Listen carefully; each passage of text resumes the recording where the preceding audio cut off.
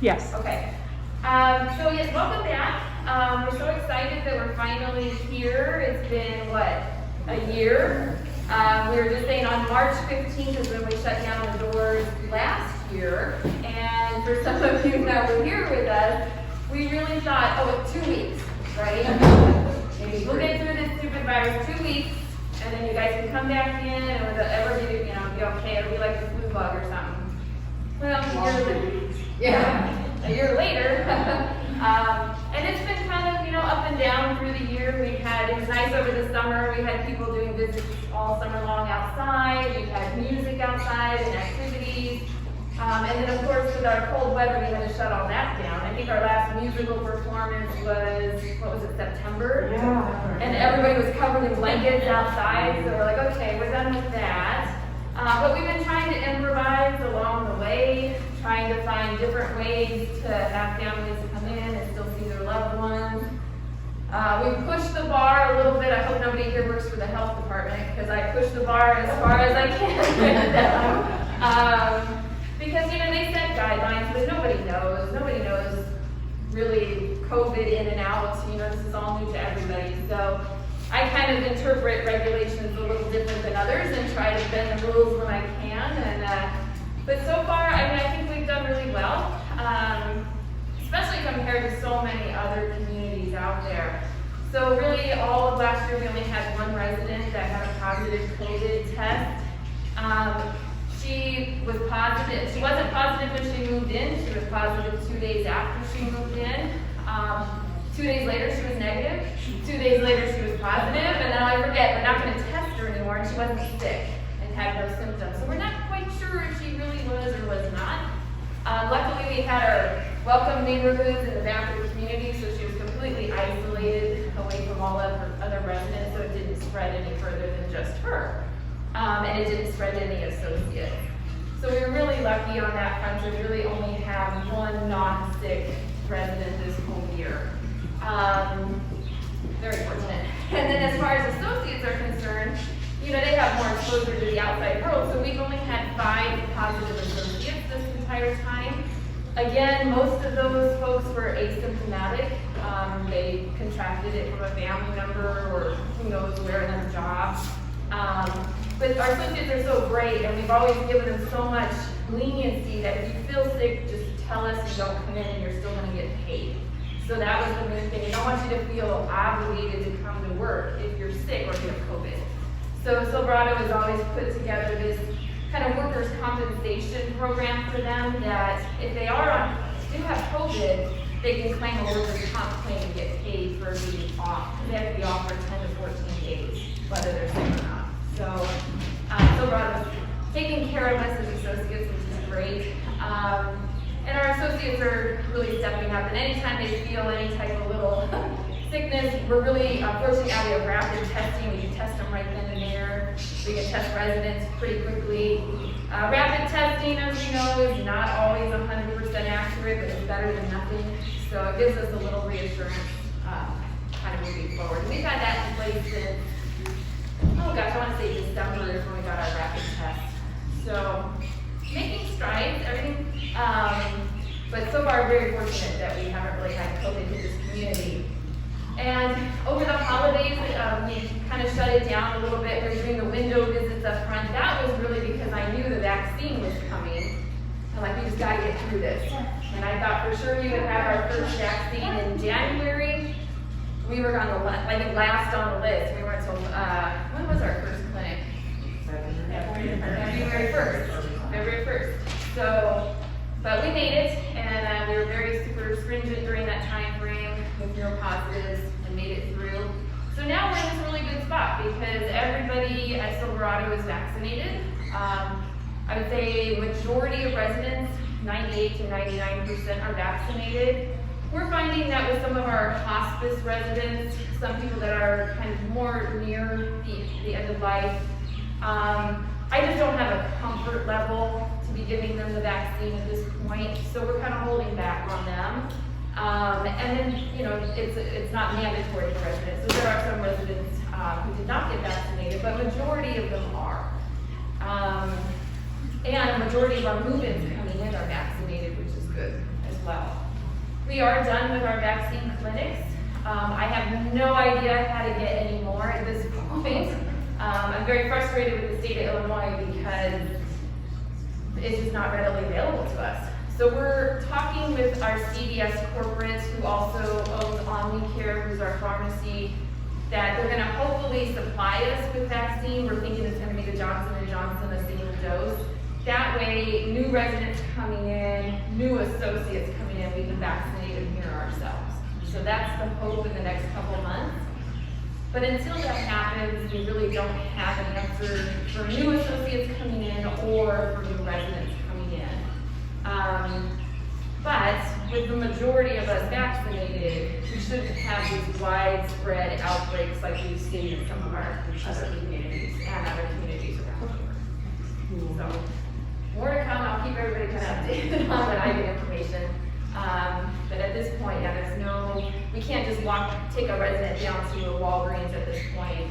I mean, some of you that have tried to get it, it's ridiculous. Just trying to find it is the problem right now. So, all right. So, we wanted to have what's called a family communication meeting. So we typically do these at Silverado once or twice a year. And really the goal is for new families to get to know the leadership team, get to know the ins and outs of the community. For families that have been here for a while, just to hear some updates or if there's new leaders hired. So this is a typical thing we did. That's why I thought it was a good idea we do it now, because it has been quite a while that we've done one, and especially since COVID. And we do have some new leaders on the team, so you get to meet them. And this is a good way to kind of go over our new policy on visitation, what reopening looks like, things like that. It's so interesting because I've told some of the families, we have families that have been here a long time, they've been in Silverado for years, and it's totally different now, and it sucks, honestly, it does, because you guys remember how wonderful, we had big parties, and everybody come in whenever you want, and we can't do that anymore. And I don't know when that'll change in the future. And then new families, some of them have never seen the community. They've never seen their loved one's room, never met any of the caregivers, never met any of the nurses, or they have talked to them on the phone, but have never really met them. So we have two kind of spectrums, which is very interesting. The other thing we have to kind of keep in mind is that we are a memory care community. All of our folks do have memory impairment. This is going to be a big change for them. So COVID was a huge change for them, where they don't understand why they can't see you. They don't understand why you're talking to them through the glass. Why can't you just come in? Why are you standing out there? They don't understand why you're wearing a mask, why they can't see your face. They can't hear you very well. So that was a major shift. They had trouble hearing us even in the beginning. They didn't understand this. But now they're used to it. So now we're going to change it again. So we might see some issues with certain residents kind of wondering why you're here. What are you doing here? You're not supposed to be here. I'm not used to seeing you all the time. And even though it's a good thing, any type of change in dementia can kind of, you all know, take them over the edge a little bit. They'll get over it. We'll get used to a new routine. That's all I can kind of recommend for families is try to get into that routine early. Know what days you're coming, what times, when they can count on you to be here. Some of you work though, some of you can't. You have schedules, you have lives, you have kids, and you have to kind of pop in when you can. But if you're able to kind of structure that schedule of when you visit, that's the best. And they can count on that and plan their day for that as well. Some of them won't remember you're here. Some, everybody's a little different. We do say though in dementia, most of the folks, 5, 10, 15 minutes after you leave, don't remember you were here. But they do remember they have a really good feeling and they're not sure why. I was a little depressed yesterday, today I feel good. I don't know why. Well, it's because your loved one was just here giving all kinds of hugs and kisses and a new plant for your room or something like that, So they can't often verbalize that, but it does make them feel good when you're here. But to know that you don't have to be here every single day, all day long either. You guys have lives. They would want you to have life. They don't want you to spend it here with them all the time. And they're still going to get that that good feeling whether you spend 10 minutes with them here or 5 hours with them here, okay?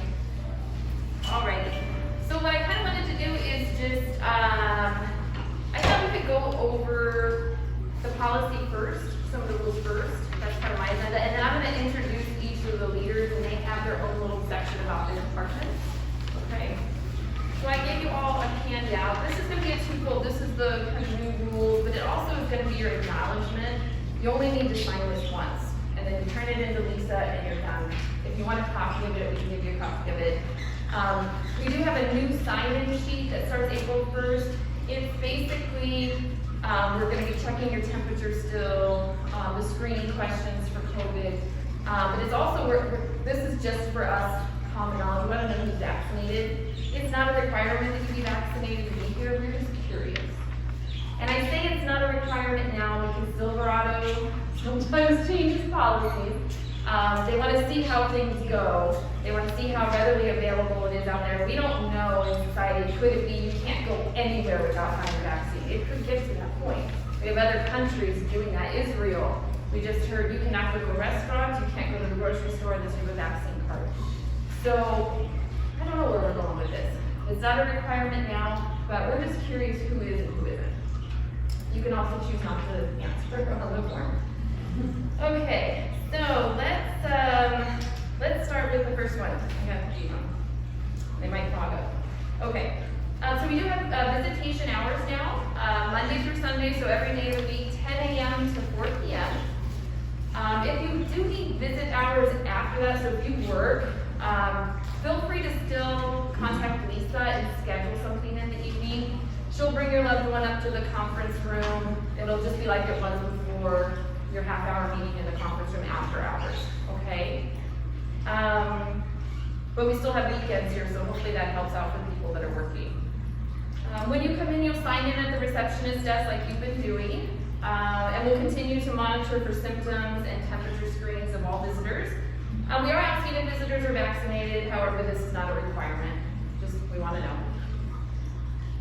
We'll sign a one-time policy that we'll keep on file for you, so you don't have to do that every single time. I know those of you that visit a couple times a week have been signing that thing every time. Don't worry about that. Let's see. We are allowing children to come into the community. However, just keep in mind we don't want them running all over the place, touching everything. Children are little germ people. I have one, I know. So just try to keep them near you in your group. If they want to use the playground, that's fine. Just let us know. One of us can assist in letting them in. The outside gate to the playground is unlocked, so you could go from the outside into the playground. Just make sure you're closing the gate behind you. It's a little tricky. Let's see. We want to try and limit the number of visitors per resident to about 4. But we know there are some larger families, or let's say it's a birthday celebration or a holiday event. Just let me know, schedule it with me. I'll create a space for you, most likely in the very back of our community, where you can have a whole room to you and your family, so you can do your celebration. Okay, just let me know if you want to do that. We are asking that visitors still all wear the KN95 masks, which are these white ones. They're hard to breathe in. You get used to it, I promise, but when you're doing a lot of talking or moving around, we feel for our staff. They're the ones that suffer the worst. But it is challenging to breathe in them. They're just a lot thicker than any of the cloth masks out there, and we really attribute that we haven't had the spread of the virus because of these masks. We started it very, very early in April. Not a lot gets through it, which is good. So we've had, associates work very close with each other, and they don't spread it amongst themselves. So we think they work. That's why we kind of require that everybody wear them. Could, in let's say a few months, Silverado say, okay, stop wearing these and go to a men's surge mask, the blue ones, or a cloth mask? Yes, we'll see. Maybe we'll get to that point, which would be nice because these are very expensive. Switch your mask out every time. It's just, most of us do that every day at work. We switch into a new mask. They get dirty. Especially if you're using it for a long period of time, the exhalation, it gets moist in there, and that's when it starts to break down and it's not effective anymore. So switch them out every day. Let's see. Try not to take take your mask off. So we had this problem in the beginning too. The resident can't hear you, so you tend to go like this. That kind of defeats the purpose of the mask. So try to keep it on. Just try and practice speaking louder, slower. We repeat ourselves a lot.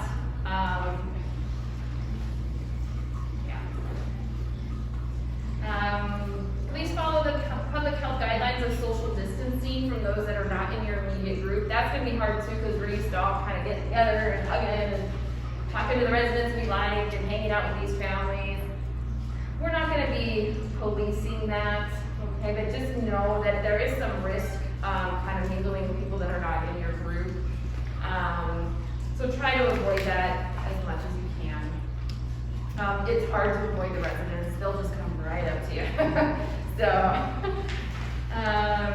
please wash your hands frequently or use the hand sanitizers that are located around the community. We frequently disinfect surfaces, and Alfonso, when it's his turn, he'll talk to you about how we kind of do that. However, this community is very, very large. We can't do everything all the time. So just be mindful of what you're touching. You know, front door, every single person that walked in, did they touch that front door? No, so just be careful. Use the hand sanitizer frequently when you get here, before you leave, in your car, things like that. We encourage visitors and guests to use the front area restrooms. So these front two up here, they say women and men. Feel free to use them. We have a lot more women than men. I use the men's all the time. Those are easier for all of us to kind of help keep clean. Those two are also the ones that are not frequently used by residents. So those are usually the ones of choice, okay? And let us know if it needs to be cleaned or not, but we try really hard to keep up on that and keep them clean. All right. When you visit with your loved one in their room, if they have a roommate, leave the room and go take your loved one to another area or common space. So if your roommate is sleeping, avoid that room and then go somewhere else with your loved one. If it's a pattern, let me know, and I can always try and move your roommate out so that you can have visitation in the rooms. Because we do want you guys to spend some time in your loved one's rooms. Like I said, a lot of you haven't seen them in a long time. They might need some cleaning out. So Alfonso will talk about that. And others haven't seen them yet, so they might want to spend some time in there to see what they want to bring in and things like that. Okay, so early on also, we split the community into two halves, our Nexus half and our sensory half. So if you kind of look at the community, it's a big square, we cut it down the middle. Sensory is on that side, and Nexus is on this side. And we did that because we didn't want residents intermingling together. So let's say we had an outbreak in sensory, we didn't want any of those residents carrying it over to Nexus and infecting those residents. So that's why we did that. Luckily, we had fire doors that were already in the community when it was built for that neighborhood, and all we did is install keypads on them. So now they're permanently locked in the sensory neighborhood. We have to keypad in and out of that neighborhood. I put the codes down here, so if you do go over into that neighborhood, it's 1022 star. Same thing with any door leading into a courtyard, same code.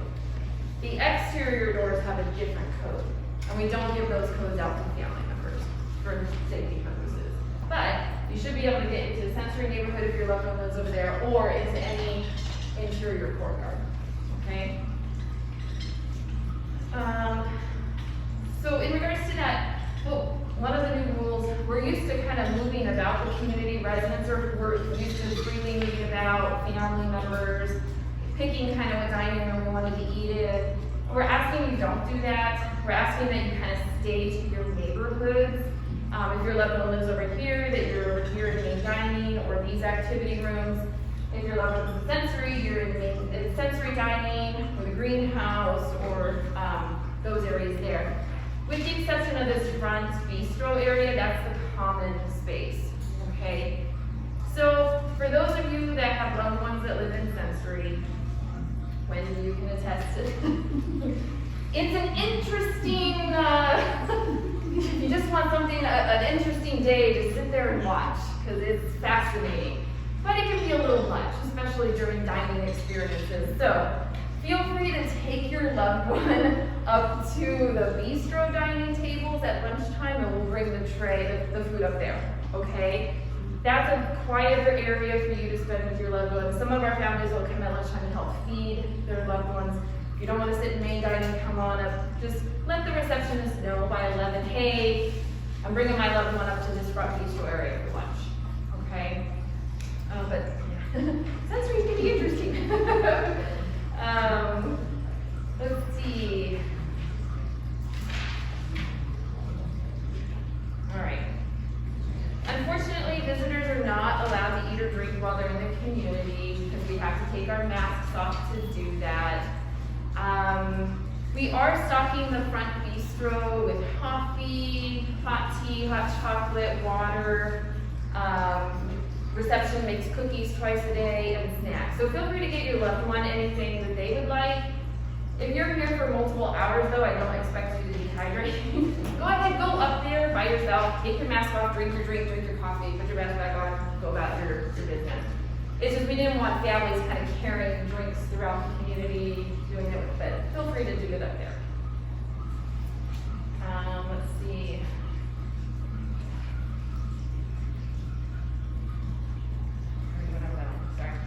Can't see within my glasses. I'm gonna put them down. Okay, let's say you want to bring in food from the outside. You want to bring over Culver's, that's fine. Portillo's, that's fine.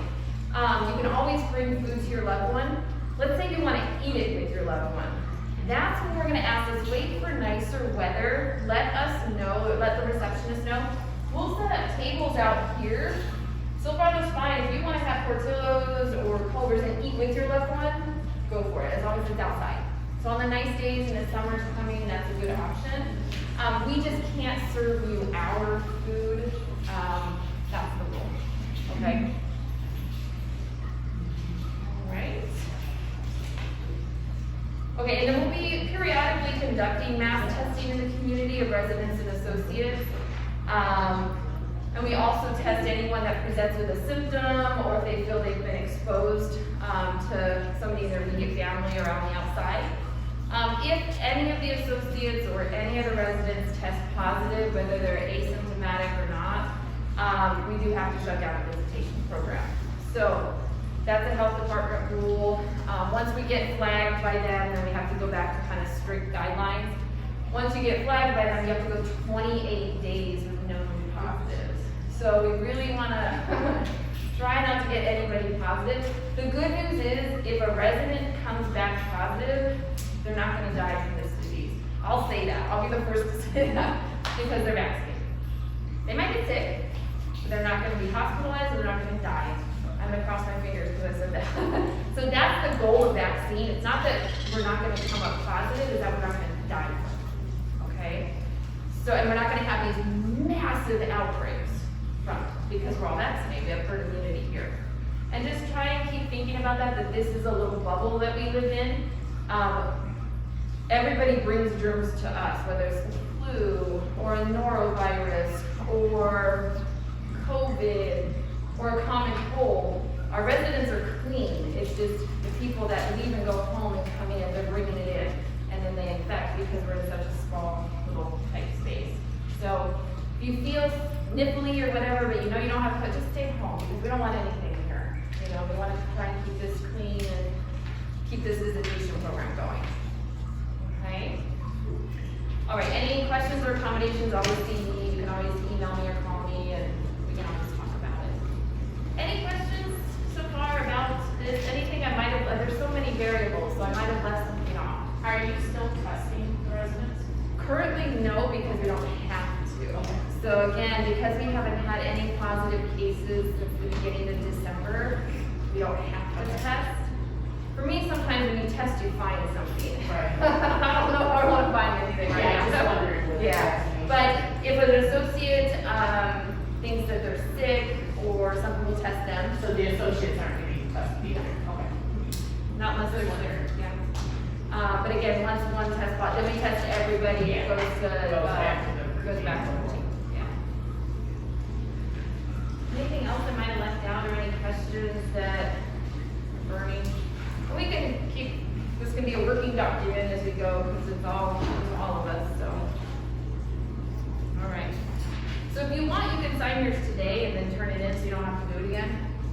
We can always make a copy of it for you as well. All right, so I'm gonna move on and I'm gonna start introducing the leadership team and they can talk to you, did you have a question? Okay, and then they can talk to you a little bit about their department. I'm gonna start with Donna Provenzano. She's our Director of Health Services, our RN and in charge of all clinical here at Silverado.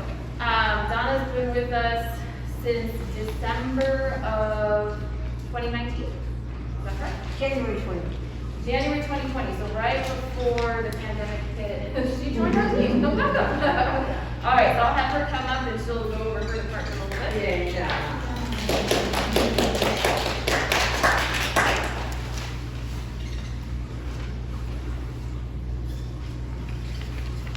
So nice to see all the families back in Silverado. This is a huge change.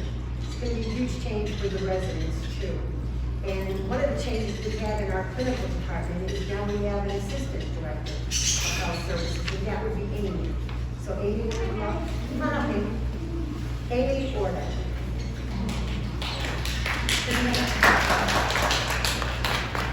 So now there's two of us in clinical.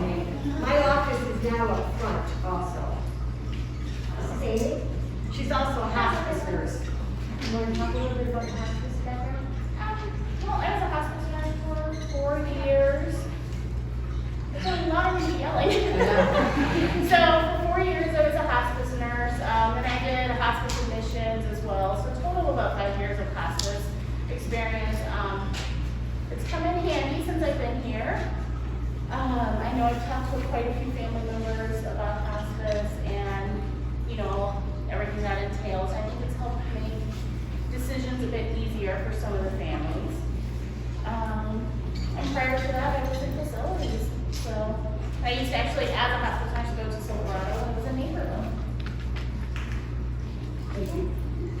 So we're going to put in just a few changes to clinical.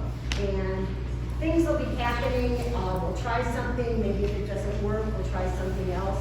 But for right now, coming back with all the families on April 1st, we're going to stop the phone calls in the morning from 7 to 11. That's when the nurses are passing all the meds. And it can be very daunting sometimes. Some days are real easy. You can't just walk up to a resident, give them their medication, and expect them to swallow it immediately, like the perfect day. Sometimes it can take 30 minutes. And while that person is standing there at the table, they have to take those medications in front of the nurse. So the nurse knows that they've taken all their medication and it's not set down for the resident to take it because they're not going to take it. They're going to put it in their pocket or forget about it.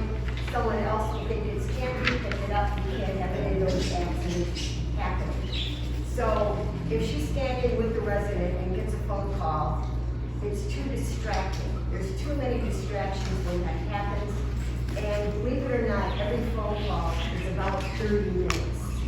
They're never quick. They plan to be quick, I'm sure, but one thing leads to another. So from 7 to 11, no phone calls back to the nurses, okay? And also from 3 to 6. If you have something, you can always ask Lisa or who's ever at the front desk to transfer to me or to Amy. And we can take those calls and take care of anything that might be worrying you or bothering you. And actually, it's pretty helpful because then we know everything, okay, that we need to know that's bothering you or that needs to be taken care of.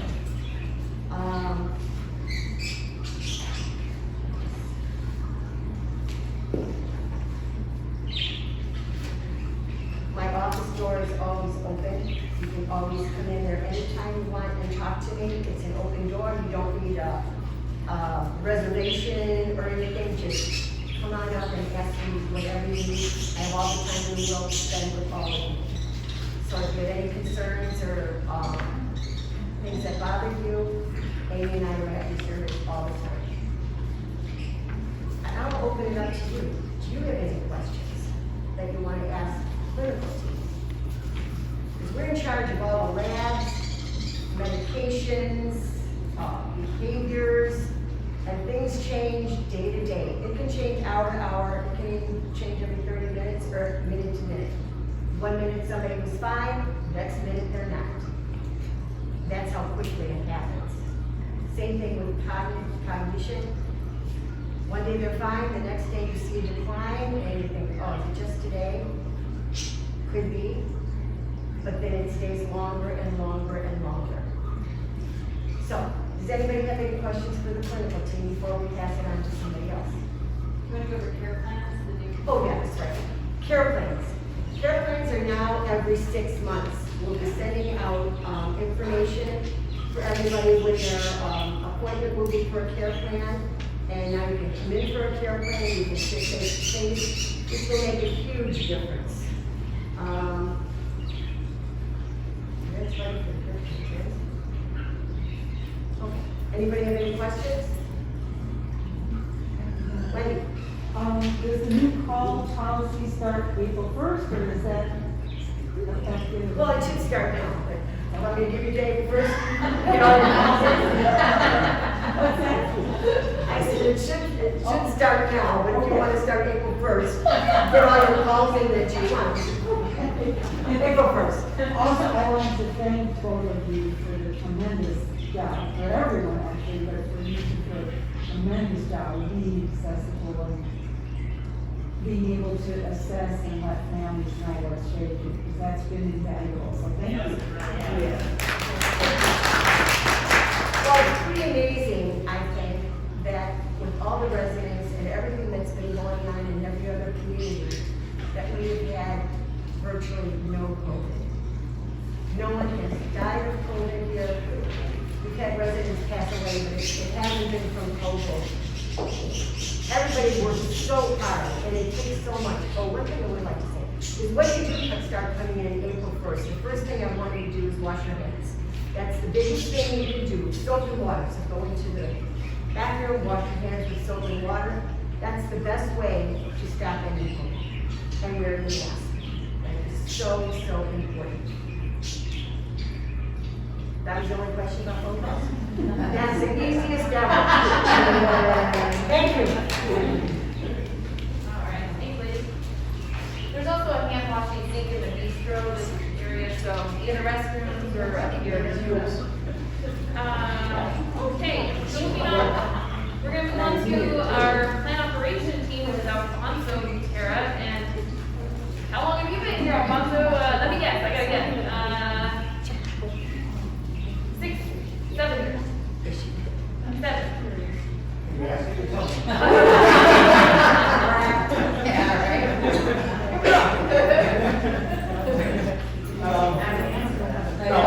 I got this. Oh, yes, as Amber was saying, I'm the director of plant operations in charge of the maintenance, housekeeping, and laundry for the community and stuff. And as Amber was saying, I've been with Silverado for 5 years. I've been with St. Charles for about 3 years. Transferred from a different community and stuff, you know. I love everything about what Silverado stands for, what they do for our residents and for all their staff and, you know, all the leaders for the company and stuff, so thank you. I just want to start off with this COVID, you know, how we disinfect the community and stuff. We do have a professional father system that we use in our community. We do it twice a week. The chemicals stay on surfaces for about 3 days. Even when we do our cleanings and our everyday housekeeping activities, the chemical will stay on the surfaces for about 3 days. So about twice a week, we do sanitize the community. It's got like a floral smell to it. So if you're walking around, you smell like a floral scent. As we do it, it gets very powerful, but it does diminish within minutes and within the hour. You won't really smell it as much as you did from the beginning. So I'm trying to find something that's got no smell to it. It smells good, it's just, It's it stings in too the much back of of your a, throat.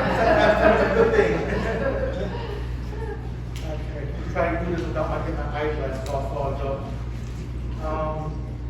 As we're getting closer to summer, you know, and now we have spring around the corner here, We ask that if you're gonna be visiting your loved ones, that we go through their closets. Our closets in our residence rooms are quite small.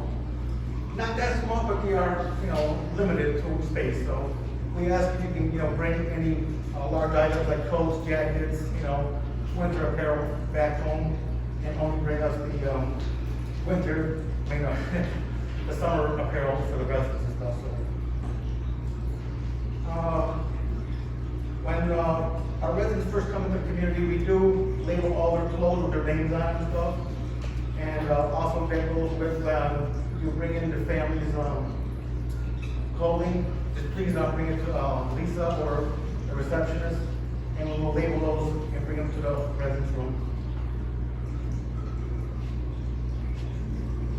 One of the things that we've noticed as residents move into the community is families will bring in hampers to the rooms and stuff, With our laundry system, it's very difficult to use the hamper system with our laundry system. So sometimes the laundry gets put in the hampers, and we won't actually get to the laundry on a timely basis, and it might just pile up, and we won't even notice it's there. So if we can't not have the hampers in the community, that'll be helpful.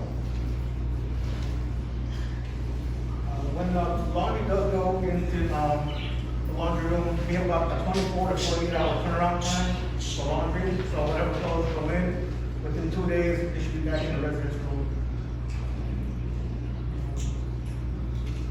Another thing I want to point out is, with our laundry, we have a lot of blankets that someone will purchase for the residents. Those blankets are designed to go through a wash multiple times without breaking down and last longer for our community. A lot of family members do bring in a lot of blankets for their loved one, and don't get me wrong, I love them, they're beautiful and everything, but a lot of the blankets that come into the community with our commercial washers, they don't last as long as our blankets do, and they will break down and possibly get holes and get damaged. I hate to see that in anybody's blankets or items that they bring in that are family, heirlooms or something, so I recommend not to bring too many blankets or items that might get damaged. I get this question a lot. Our washing machines only work on either a cold water system or a warm water system. We do not use any hot water in our community.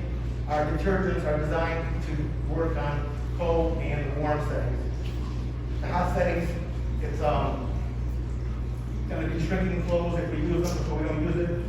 And also it saves on energy, not having to boil water all the time.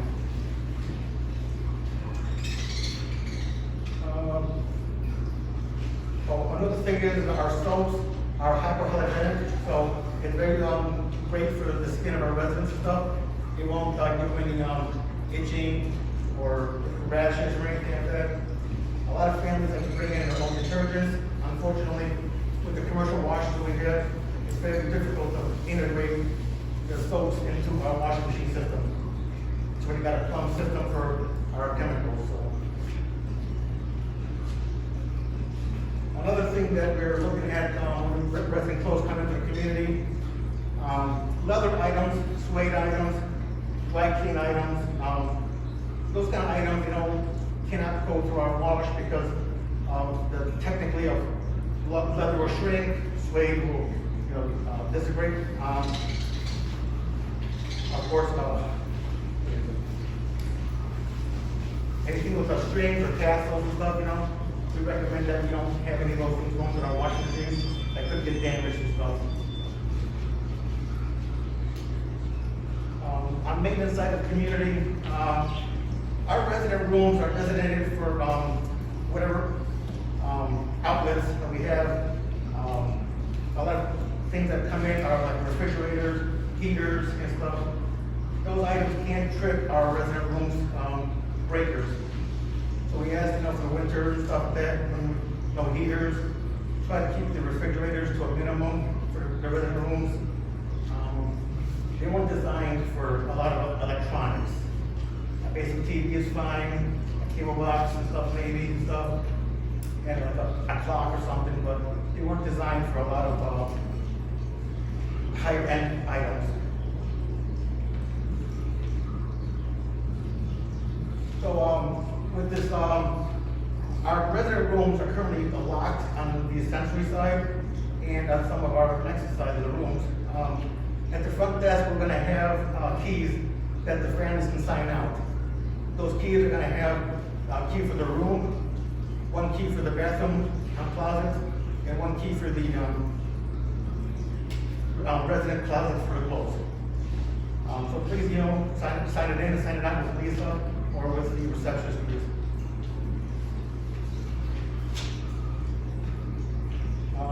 Food. We always encourage families to have the residents come out of their rooms when they have meals in the main dining or in the bistros and stuff, we just recommend not eating in the rooms as much. The season of ants and other animals coming into the resident rooms and stuff, is a possibility. We do have a professional company come in every month, make sure we spray as much of the community and outside of the community as possible. Anything we can do to prevent animals or ants coming into the community, we gratefully appreciate it. So try not to have any food as much as possible in the residents' rooms.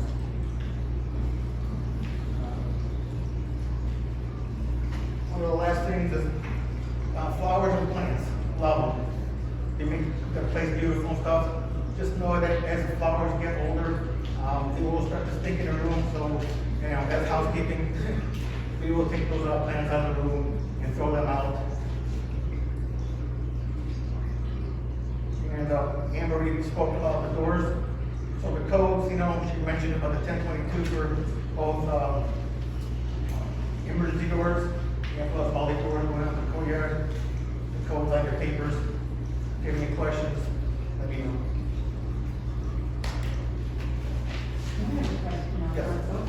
that. Again, thanks to you and your crew. Are you fully staffed now and your crew and your? Yeah, we've always been fully staffed. So we have a great team. Working hard. Housekeeping, laundry, maintenance. So I have a question about rooms and policy. I don't know, overall, and I know Silverado is doing a Zoom call about sunlight and the positive effects. Do the shades get opened in the rooms now as a matter of policy and practice? And can we open windows for ventilation? Perfect question. Silverado always like to have the rooms, with the blinds open. So in the morning when the caregivers come and wake the residents up for breakfast and get them ready for the day, we like to keep the windows, blinds open, get the sunlight coming in. It's a beautiful thing for the residents and stuff, keeps it nice and light and airy. The windows in the rooms are able to open up 4 inches. Only thing I ask about the resident rooms when we open the windows, be respectful of the resident community. If it gets to be like 105 degrees outside, the air conditioning can't keep up. So if it's a beautiful day like today, and the next couple of months it's gonna be beautiful, yeah, open up the windows, get the fresh air in. But if it's 105, when you keep the window open, you keep the door closed, so the rest of the community doesn't get hot. You just overwhelm the air conditioning system. Okay. Okay. Thank you. So the new key system's different. There are a lot more residents wanting to keep their doors locked, and especially in sensory, with residents that like to go in and out of people's rooms. We do lock those doors down now so that they don't have residents doing that. So just feel free to check out the keys at the front desk. Be mindful your key opens every door and every closet. Okay? So they're not specific to your room, but try to only go into your loved one's room. We would have thousands of keys if, I'm trying to figure out who is which room. And so it's a universal key that opens your loved one's room. And then the bathroom has a key. We don't always keep those locked, but some residents we do. And even the wardrobe closet, some residents have to have it locked because they'll go in and put everything on. So that's why we want you to have keys to everything. Same with the hampers, that's why we don't like the hampers. They'll keep putting on the same outfit every day, dirty, so that's why we don't do the hampers. Okay. Next on my list is culinary, so Jeremy Higgins. Come on up, Jeremy. So Jeremy was unfortunate to have joined us right in the middle or beginning of the pandemic. You're coming up on your 1 year in April, right? So some of you have seen his familiar face before because he was at Silverado Naperville. So our Naperville families have seen him, and it took me a year of convincing you to come over here. Not what you. Okay, you want to come over here. And I finally broke him down and I got it. So I'll let you take it away, Jeremy. If I pass out, I'm not really that dramatic. It's very hard to breathe. It's like talking to a girl in high school. I was just wondering, it's hard to breathe. So I'm happy that the families are back. We encourage you to come in. Be cognizant and be aware of the fact that everyone is vaccinated in the community, but we could still bring something in. So one thing Amber and I talked about was maybe even more so for family members who have loved ones on supportive side. The front bistro can be a great area where you can bring the resident up. Just let Lisa know. We'll bring up their meal, their favorite beverage, whatever the dessert is. We'll bring the whole shebang up here, and I'll have that stocked by the time you guys start coming in. There'll be clothing protectors, silverware, anything you think you would need possibly will be up here. And part of the reason is it's just an easy way to space out. Whereas if you come to the dining room, let's say on supportive, or the supportive side, it's going to be hard to space out. Some of the residents get up and walk around, as Amber and Alfonso and Donna mentioned. They're going to engage you, which is great. We want them to do that, but it's also, there's a balance there, so we're trying to keep them safe at the same time and keep all of you safe too.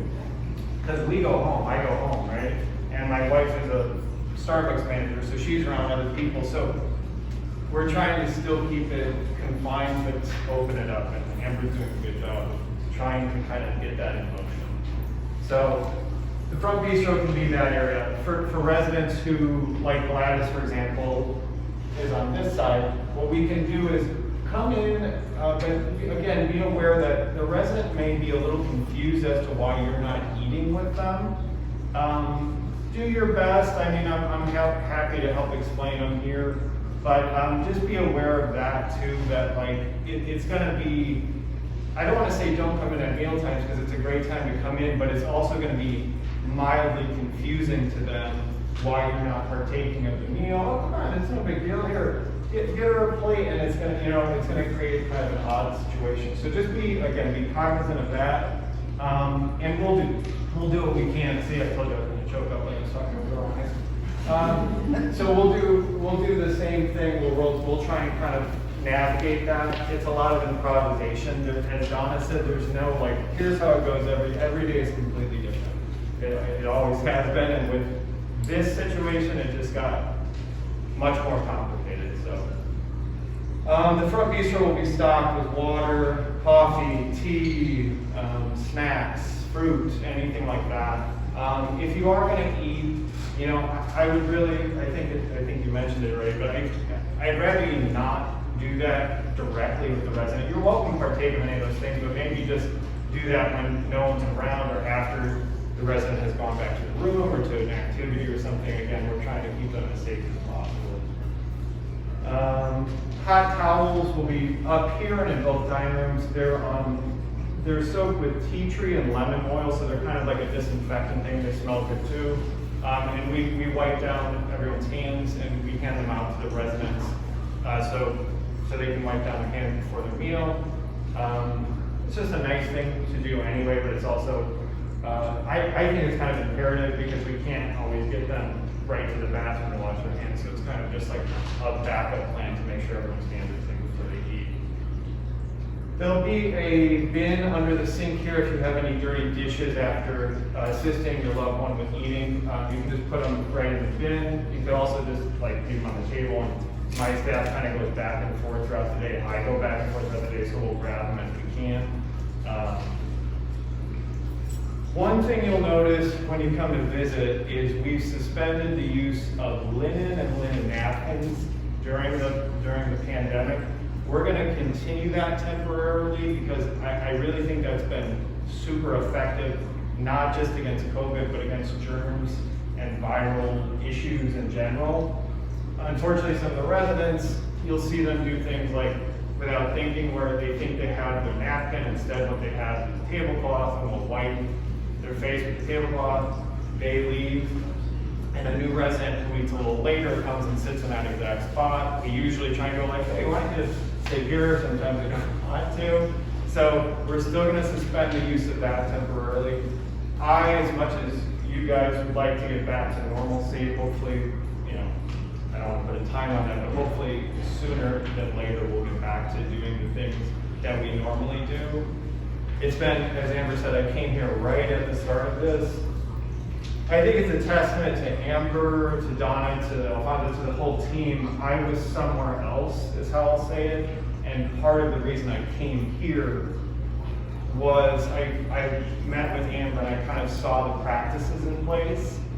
And I thought, that's how we should be handling this. You need to be proactive. You can't be reactive in something like this pandemic. So I'm really glad that they kind of had systems in place prior to me even getting here, and then we collaborated on getting the best systems in place for the dining room.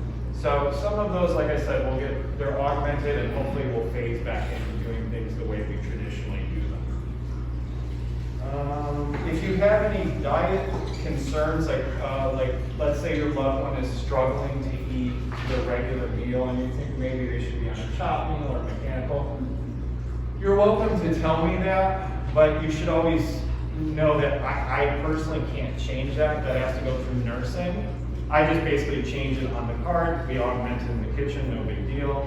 But I don't actually have like the license to do that. So if you need any support with that, by all means come to me, and then I will go to them, or feel free to just go to the nursing. I believe you can even talk to the on-the-floor nurses, and they can like send that to Donna or whoever, and we can collaborate and change it as it's needed. Let me see if I have anything else. Do you guys have any questions so far?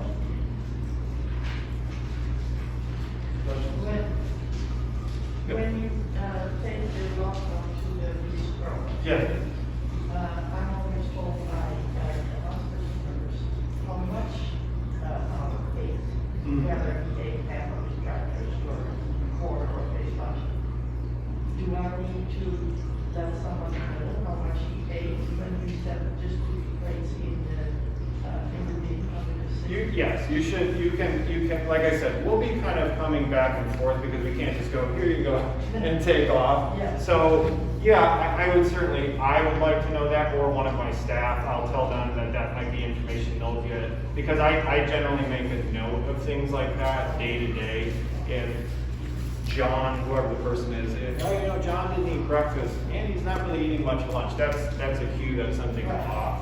So we need to kind of like tailor the day to kind of figure out what's going on. Sometimes it's a medication thing, sometimes it's just they're not that hungry. So yeah, we'll talk and I'll figure out what the best system is for that. That's a good point that I had considered, but I wasn't sure how to handle it yet. So we'll figure it out. Me and Donna can talk about that soon and figure out how we should handle that. Yes, so when we wipe down the tables, they're going to be very wet. Just be aware of that, because we can't, the way the disinfectant works is you cannot dry it. Just like sanitizer in the kitchen, when you sanitize a table, like a steel table, it stays wet and dries on the table. That's sanitizing it. The minute you come and wipe it, you've completely eradicated the sanitizer you put on the table. The disinfectant that Alfonso has to kind of combat this virus and just viruses in general, works the same way. So just be aware that the tables sometimes might be wet. We also wipe the seats down and stuff. Again, my staff and I will be there to kind of direct you as needed. So hopefully you don't, get a wet table or whatever. But it'll take a second and we cannot write it off. Again, it's just another proactive thing we're doing that I think is important. And perhaps part of the reason we've had a positive outcome during this pandemic. Like I said, I know some of these changes are still in place. Hopefully we'll segue back to doing much more the traditional way of doing things. Like Wendy, I know Wendy well. We had like systems that we had in place in Naperville and things. And so to come, it was odd because I came here at the time that we were kind of changing things. Like I said, hopefully we'll get away from that. But for now, we're just going to keep those same systems in place because safety, I think, is more important than some of the look of certain things. So I know I prefer to have a nice, beautiful dining room and things like that, but I also would prefer that we not have COVID. So I'm going to go ahead and just say we'll keep doing it the way we're doing it for now. Okay. Any questions, comments, concerns? Yes. And thank you, Jerry. I'm so glad you're here. Thankful every day. I know Tom is too.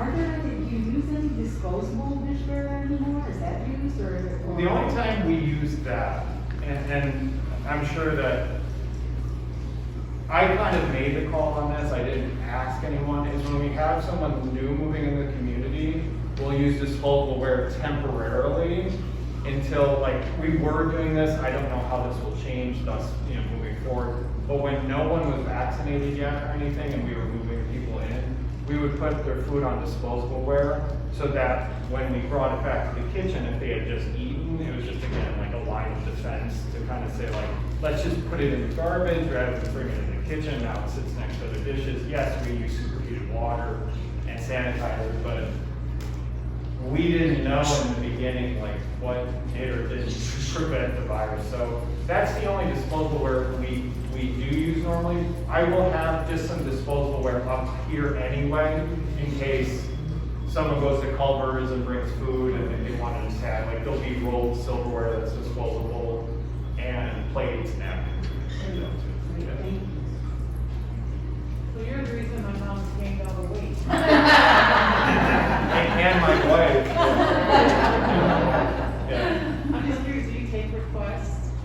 Yeah, I'm always open to requests, and also this is something a lot of chefs don't like, but criticism. If there's something you go, I noticed that they really didn't like this meal, right? Just let me know. I can augment it, I can change it, we can take it off if it's something. One thing that a lot of our Silverados are based in California, so there's a few times in the month where there's Latin food, and I love it, and the residents do not dig it at all. They do not like it. So I've tried to kind of go okay, we're gonna tailor this slightly so it's not enchiladas. Instead, we're gonna do something Southwest, but it won't be that Southwest. And so, yeah, I'm happy to hear about if someone has a favorite meal too. We can even kind of work out where on a birthday or on a given day, we can kind of do that for everyone. If they really love pot roast, and it's, let's say we're gonna do it on a Thursday, but their birthday's on Monday, all I have to do is switch some things around and change the menu a little bit, so.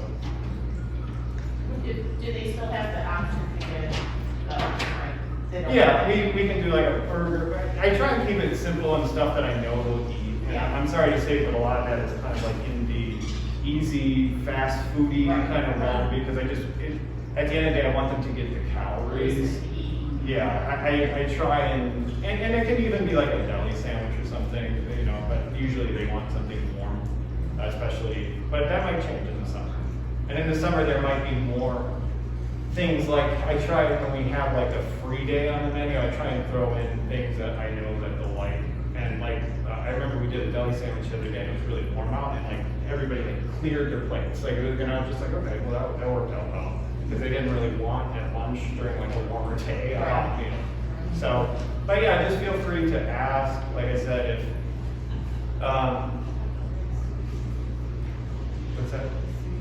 Oh yes, we're so as kind of a safety precaution too. We're not doing soup on the supportive side. This is something that we also kind of changed in Naperville when we were still Silverado. It fades in and out, or it phases in and out. Right now, we're not doing it. There was one day where a resident was by it, and it was kind of like a little bit of a safety issue and stuff. So we're doing other things that are high in protein and high in calories, or fruit even. We'll do like chopped fruit, or we'll do cottage cheese, or we'll do something so they get the calories, but it prevents the physical danger of having a hot soup there, and having a resident, you turn your back for 1 second, and then they pull the thing over, and it's a whole catastrophe. So, but we'll get back to it. Again, it phases in and out. Right now, I feel more comfortable not doing it. Any other questions? No? Okay. Thanks, Jeremy.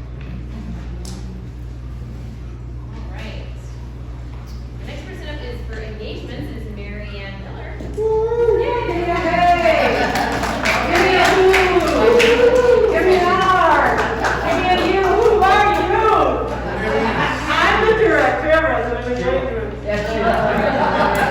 Mary Ann has been here since we opened the community almost 3 years ago.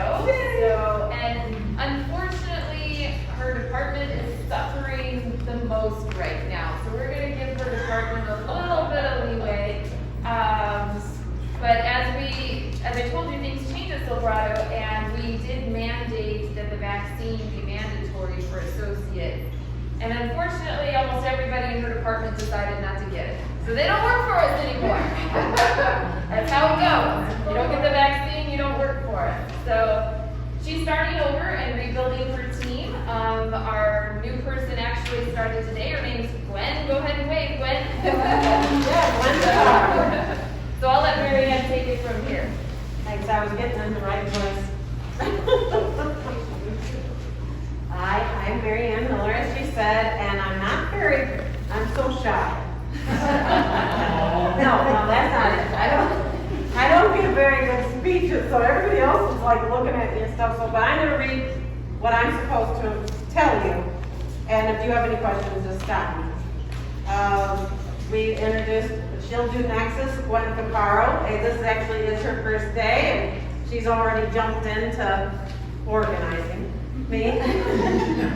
She brings lots of experience with her, and so far is dynamite. She will be running our Nexus program in Richmond. We'll have 1 to 2 activities a day, along with sensory, having the CNAs and entertainment, as well as music therapy over there. I've also made up 2 kits. This is one of them, the other one's holding the door open.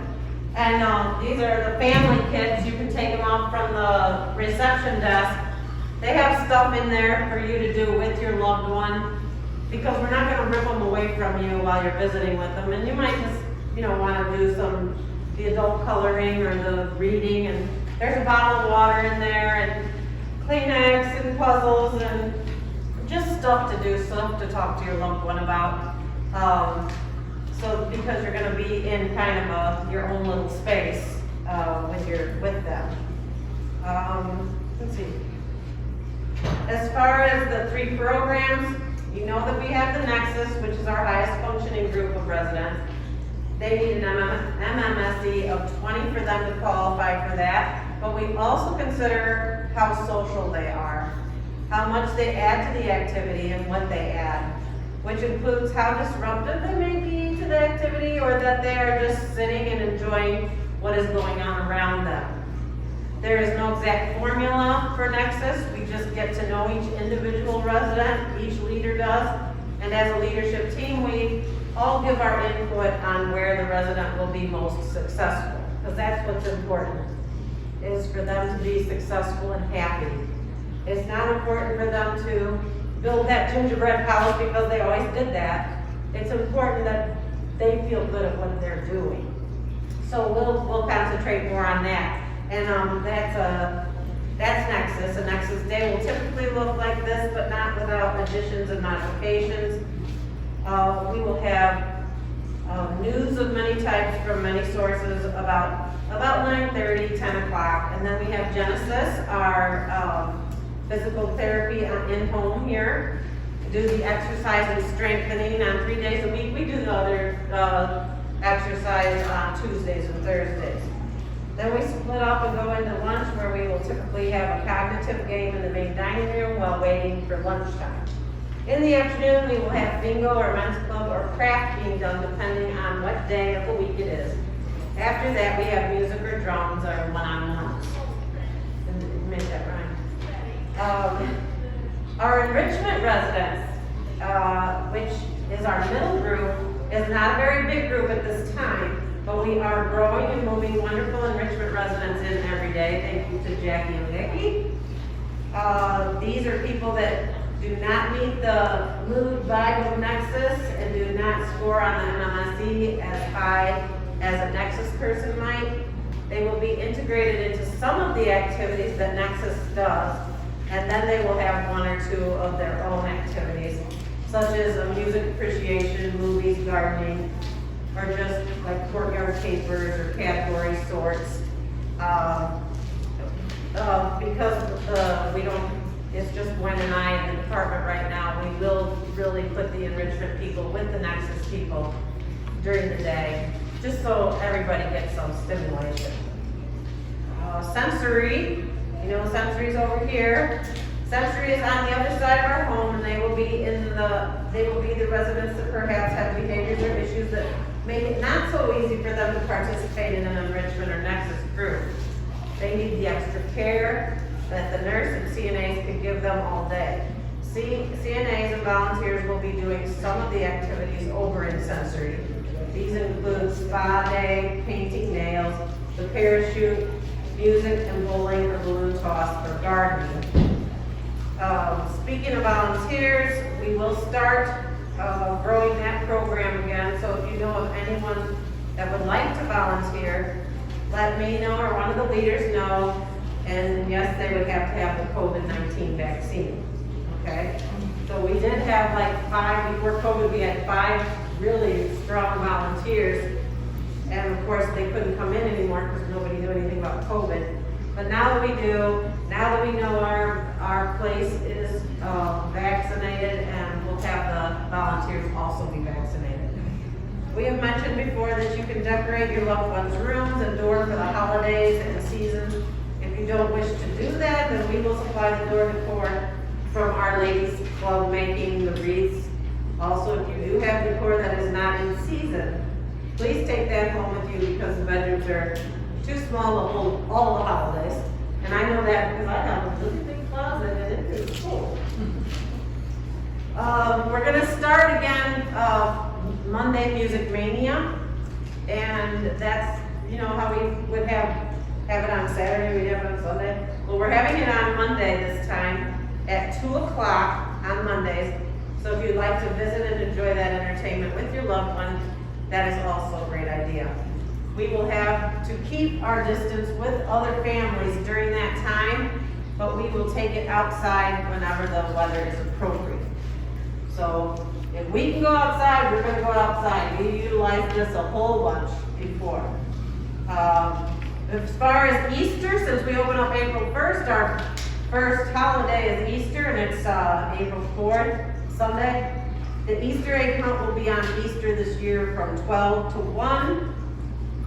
We will have a couple of games, and then you can take your eggs and baskets home if you find them. We're gonna have an Easter egg hunt. And you can take those home or leave them with your non-diabetic resident, please. As far as happy hour, we will resume that when the weather gets warmer, as Amber said, and have a live band and drinks and snacks again, probably May. If the flowers can bloom, so can we. All right. Be there, be square, use your picks. Thank you. Okay. High hopes for me. We might have to have the blankets back out. Yeah. That's nice. If not May, definitely June. All right. Okay, next on my list, we're going to introduce Cora Perkins, our business office manager. Welcome, Cora. Okay, and Cora's been here since we opened the community as well in the business office manager role. But as some of you may or might Tora is kind of my right-hand gal. So Tora has actually been recently promoted. Silverado is great at growing leaders. That's what we do. That's one of my favorite things to do here at Silverado. So Tora is my new assistant administrator in training. Tora, for some reason, wants to take on this role someday. I don't know why. But so I'm going to support her, and she's been nominated through Silverado. There's only 4 of you in the program at Silverado. She's one of 4. And I've been told by Lauren she's the favorite, so I didn't tell you that. She's my favorite too. Her role now is to do her business office manager role, which she'll talk about, but she's also here to learn how to be an administrator. So I will give her certain projects and tasks. She's right now learning all about sales and marketing, because that's a huge role for an administrator.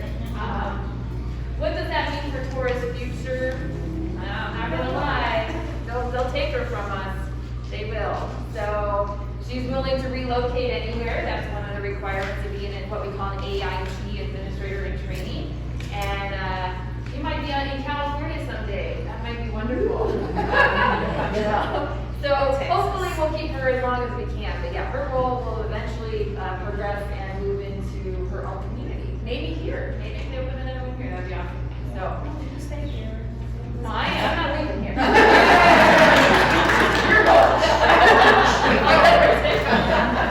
As Amber said, I've been here since Silverado opened here in St. Charles, so 103 years. Kind of the dual role now with the business office manager and AIT.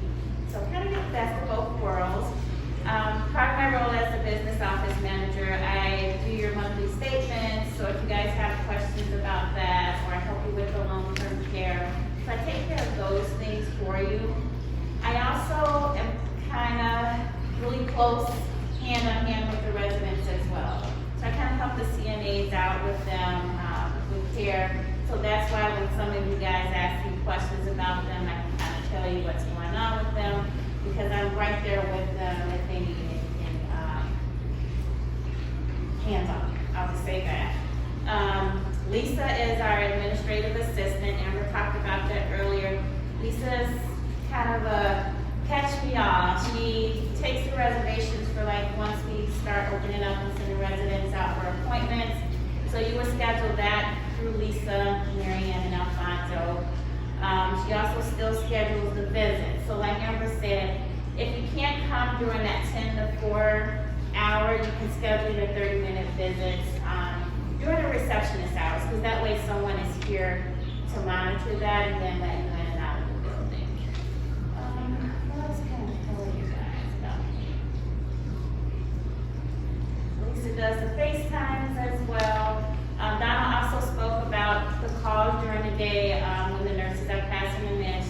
That is a hectic time for them, especially for the caregivers too, because they're kind of getting the residents up. So everybody's kind of running around, so it's kind of hard to take them away from what they're going to go and give the residents a call. So we can kind of be mindful of that. I do have a honey-do list. Ravon used to do this. So I'll kind of be reaching out to each of you, like if your residents need new clothing. Alfonso talked about when you guys come in, kind of taking out the small clothes and bringing in new summer clothes. So I do have a list for a few of you in here, so I'll kind of catch you before you leave. So I'm that person, or if you have questions about anything that they may need, just ask myself or one of our leads, which is Melanie and Tom. You guys have any questions for me? Oh, for our new residents, your monthly statements are normally coming out on the 20th of every month.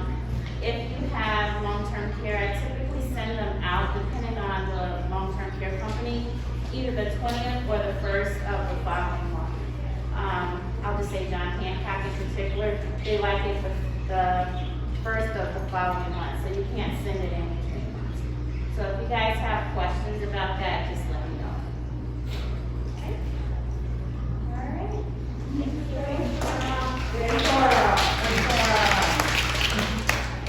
All right. So we're going to move on now to our sales team. So we're going to start with Jackie Molshine, our family ambassador.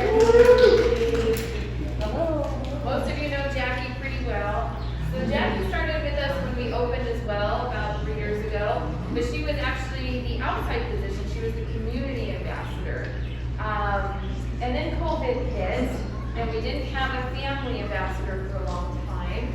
And it just didn't make sense for her to be on the outside because there was nothing for her to do on the outside. Nothing on the She was in Oh, the down. So I brought her in, and she did a dual role for about almost a year. And so we hired our new position. So I'll let Jackie kind of talk a little bit about her sales role. And Yes, so first of all, it's so wonderful to see everybody in here. This is just, we're so excited to have everyone back. So, and thank you again for all that you guys have done. You know, this past year, it's just, you know, we could not have gotten through it without all of your support. So thank you, thank you.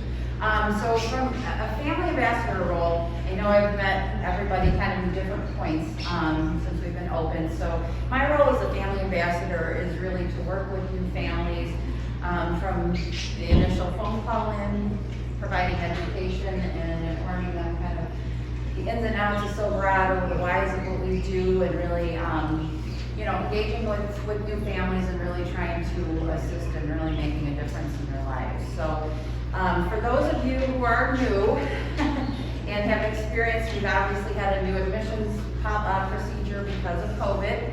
So it's been very interesting and again, grateful for everyone's patience. So our new residents, when they do come, when they move in, we have our welcome neighborhood, which is what used to be our old sunroom. So it's a beautiful area, you know, nice, beautiful floor-to-ceiling windows overlooking the courtyard. It's a really welcoming area for our new residents to be. So our new residents will, you know, they get COVID tested prior to coming in, and then once they arrive, they're in our welcome neighborhood. They're typically back there, I hate using that word, isolation, but they have to be quarantined for typically 14 days. We do basically kind of a risk adjustment based on kind of location where people are coming from. So yeah, so it can be anywhere from 14 days, from 10 to 14 days typically, sometimes a little shorter. As Amber mentioned earlier, the fortunate part is that we are starting to now see new residents coming in who have been fully vaccinated. So that has been wonderful because, you know, that's gonna make their lives a lot easier, not having to go through that time. I will tell you, our residents have done very well. I think our whole team has really, really stepped up with our new residents. And we spend a lot of time in the welcome neighborhood with our new residents. Really, you know, they really are not isolated back there. There's a lot of interaction, so it can be a very positive experience, which again, I'm very grateful that we have. So yeah, so hopefully I am ever so happy, I will be ever so happy to see the day that we do not any longer need to have our welcome neighborhood and everyone will be able to move in and just have the rooms, you know, right when they come in and not have to make that first step. A couple quick things I wanted to mention too in regards to some programs that we've had. Haven't obviously in the last year been really, let's say very robust because things have been so different. But I wanted to mention, we do have a program called a Family Champion, or Friend Champion, we could say. So if any of you, we always welcome our families who have been here a little bit longer, who really understand Silverado, who have kind of gone through, you know, are going through the journey, that would be interested in kind of getting involved with some of our newer families. It's really very helpful to have that input and can be very beneficial to our new families. So if anyone's ever interested, please let me know. We love our family champions. The other thing I was going to mention is we do have what's called our family referral program. So if any of you ever have anybody that you'd like to refer to Silverado, there is a nice program where you get $1,000 off your rent 1 month if you refer somebody and they move into Silverado. So if you ever have somebody, please just, you know, let me know and we'd love to talk with them. So we have that program. The other program that's coming back for those of you who've been here for a while and to introduce it to our new family members is our lunch escapades. So that was a really, really great program where once a month we would go off-site to a restaurant with families and just really have a nice time. Get away and just kind of enjoy a meal together and just relax. So we will be reintroducing that hopefully soon. Obviously, we're going to get things open a little bit more in the restaurants as well. So we will let you guys know as that's coming out because we would love to have you guys participate in that once we resume that. The other thing that obviously has not been exactly what it used to be, or as robust was our support groups. So for those of you who've been here, they know we've had 2 different support groups that we've had in the past. So we've had the support groups for spouses and then support groups for adult children. So those are going to start again. We do have somebody that's going to be facilitating those for us, and we'll be doing them via Zoom, just like everything else. So there's some information I know up here. If you guys have any questions, about the support groups, please feel free to reach out to me or to Amber. But we can't wait to get those support groups really up and running again, and hopefully in the near future have you guys once again in the community for the support groups. So, anyways, that's kind of my role. Anybody have any questions for me or anything? All right, well, thank you.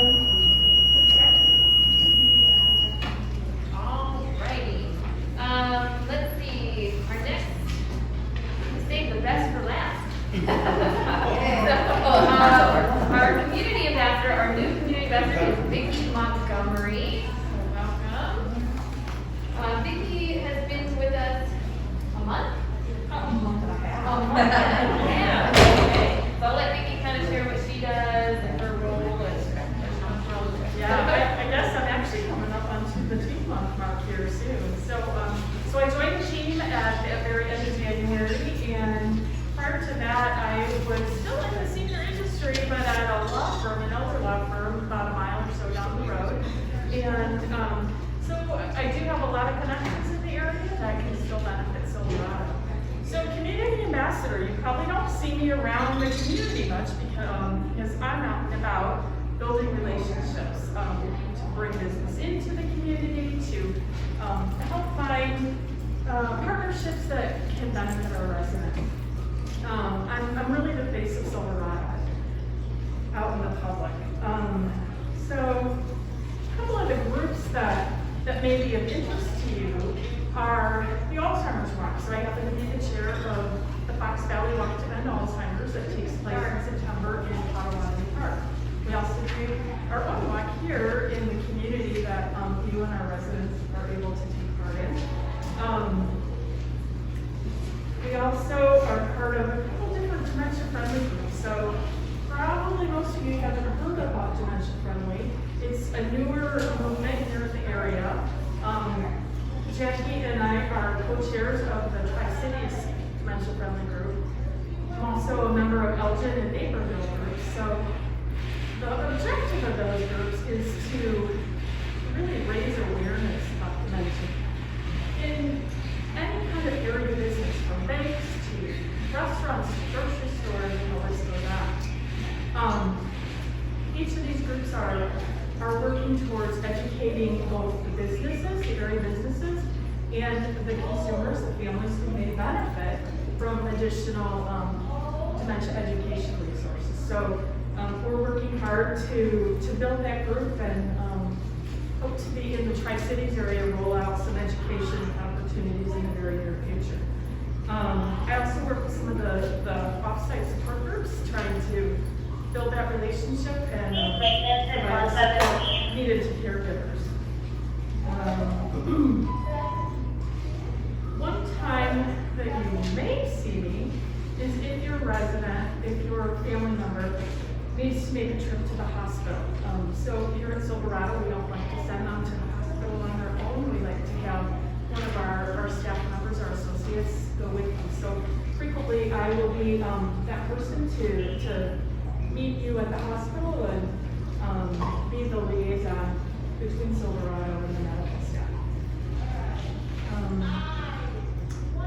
Also, if any of you have any professional contacts that you think might be beneficial for us to speak with, I would love to talk with you afterwards. I have some business cards in the back, and would love an introduction if you have someone that you feel might be a good relationship for us.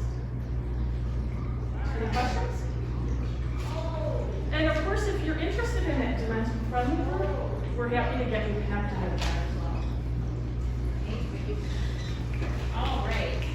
Actually, I didn't say, now I'm saving the best. So I wanted to bring up Genesis Rehab. So Sherry Giles is the director of Genesis rehab. So she's gonna talk a little bit about rehab, some fun things that they do and how they really do help our residents get stronger and do different things. So I'll have Sherry, are you on the phone? Yeah, I'm just getting one to come. Oh, okay.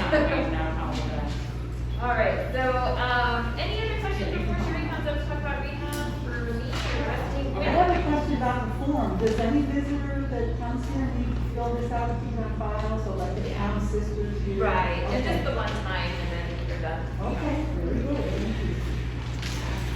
Okay, I'm heading up. Good afternoon, everyone.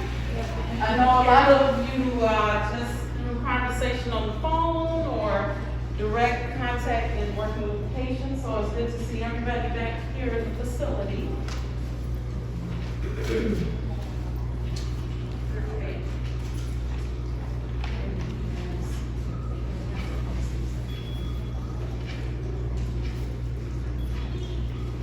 Okay, so a lot of you know me as the occupational therapist. I do practice here with the residents here in the Nexus as well as the sensory care. We pride ourselves on working with the patients or residents from the early stage of dementia to the later stage of dementia. And if you come at different times of day, I may be here in the morning, I may be here in the evening, so that I can try to capture different focuses for the resident in order to be able to educate you about what we see in terms of making them as independent as possible. I'm gonna have our physical therapist, Wanda. She's gonna join us. A number of you that have been here with the facility have seen some transitions in physical therapy, OT speech. Wanda actually came from our Silverado facility over in Naperville. So some of you may know her from there. So I'm gonna let her speak and then I'll come back up. Thank you so much. So my name is Wanda. I'm a physical therapist with Genesis Rehab. What we do in physical therapy, we work with our residents on improving their functional mobility. Those that have a difficulty getting in and out of the bed, mobility transfers, transfer training on gait, so improving their ability to walk. We also work a lot on improving their strength, balance, endurance. We do use exercise equipment, including weights, exercise bands. We do have bicycles that we can use with our residents. Exercise bicycles, so they are sitting and they are able to pedal with their feet. It's an easy exercise, something that they remember and they don't struggle with. We also work for those who have pain and their pain management with use of modalities. We use manual therapy in conjunction with biotree. We work a lot on caregiver training on how to use and assisting residents with mobility using proper and safe techniques, using proper body mechanics. And we do also screening for our residents in the community. So if I'm walking and I see that somebody is unsteady and that's going on for a while, we might also reach out, we usually reach out to the nurse. We can get in touch with the family members if they're interested in enrolling their loved one in physical therapy, occupational therapy, or a speech tutor. And we work as a team. In physical therapy, we work closely with speech therapy, with occupational therapy. So if I see that my patients have a difficulty with lacking balance before he or she gets up, then I also ask the speech therapist, would you be able to concentrate during their sessions on finding the strategies to helping the residents to remember to relax. This is number one safety precaution. When you get up, you want to make sure that the wheelchair is locked. Thank you. Any questions for physical therapy? Thank you. I'm excited that we have the meeting after something. So, again, our role as far as helping here at Genesis Rehab, we currently have 15 residents on caseload. And some of them was some of the patients were identified, the residents were identified because they were having more general weakness, more difficulty with bathing and dressing. So we also communicate with the leadership team just to make sure that they can be as functional as possible with this COVID We have noticed the weakness. We're hoping to continue to work with activities. We do group exercise. We also come out in the summertime, we do gardening. We work in the solarium. So we're all over in the facility trying to maximize the independence that residents have. Because for me, I had not worked in memory care. I had worked with some dementia residents or Alzheimer's residents when I worked in skilled rehab and in acute care. But coming to memory care has been, I get a chill because I can think of how we made it easier for some residents to walk and get in and out of the bed and still have dignity about themselves. Because sometimes people feel that, you know, they're here, they have full-time caregivers, and they don't have the needs or maybe the wants to have some of their independence. But a number of them that I have gotten to know, I have seen them progress at different levels. So anyway, my heart is still in it to provide the best services that we can, and we will continue to work with the Silverado leadership team. For me, as the director of rehab, I do verifications with our upper corporate, and I reach out to you as a family member so that you have an understanding of what the are in their insurance, and we get your consent. So, education, communication, I'm kind of like the go-to for the rehab department. So, I hope that you have been satisfied. Again, my mother lives with me, so I understand how it feels to be away from your loved one, but just know that we take care of our residents here as if they're like our aunt or our uncle or someone